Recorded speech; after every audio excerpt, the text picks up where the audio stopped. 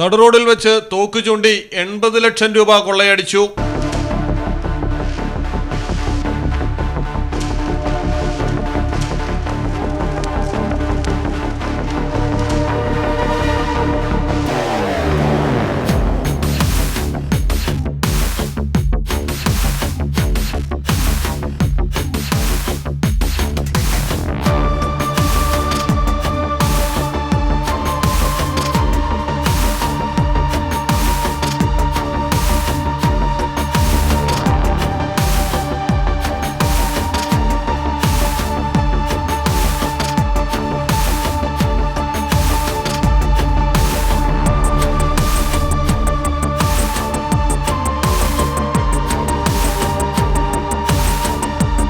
ഡൽഹിയിലാണ് സംഭവം.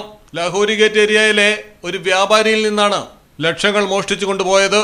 ചാന്ദിനി ചൗക്കിൽ വെച്ച് തിരക്കുള്ള റോഡിൽ കൂടി പണമടങ്ങിയ ബാഗ് തോളിലിട്ട് നടന്നു പോകുമ്പോഴാണ് മാസ്ക് ധരിച്ചെത്തിയാൾ വ്യാപാരിക്ക് പിന്നാലെ ചെന്നതും തോക്ക് നെഞ്ചോട് ചേർത്ത് ബാഗ് ആവശ്യപ്പെട്ടതും വ്യാപാരി എതിർത്തപ്പോൾ വെടിവെക്കുമെന്നായി. തുടർന്ന് അക്രമി ബാഗ് തട്ടിയെടുത്തു. ഇതിനിടയിൽ നിലത്തേക്ക് ഒരു തവണ വെടിയുതിർക്കുകയും ചെയ്തു. അക്രമിയുടെ വശം തോക്കുള്ളതിനാൽ സംഭവ സ്ഥലത്തുണ്ടായിരുന്നവർക്കെല്ലാം കാഴ്ചക്കാരായി നിൽക്കേണ്ടി വന്നു. CCTV ദൃശ്യങ്ങളുടെ അടിസ്ഥാനത്തിൽ പോലീസ് അന്വേഷണം ഊർജിതമാക്കി. News desk Malayalam television.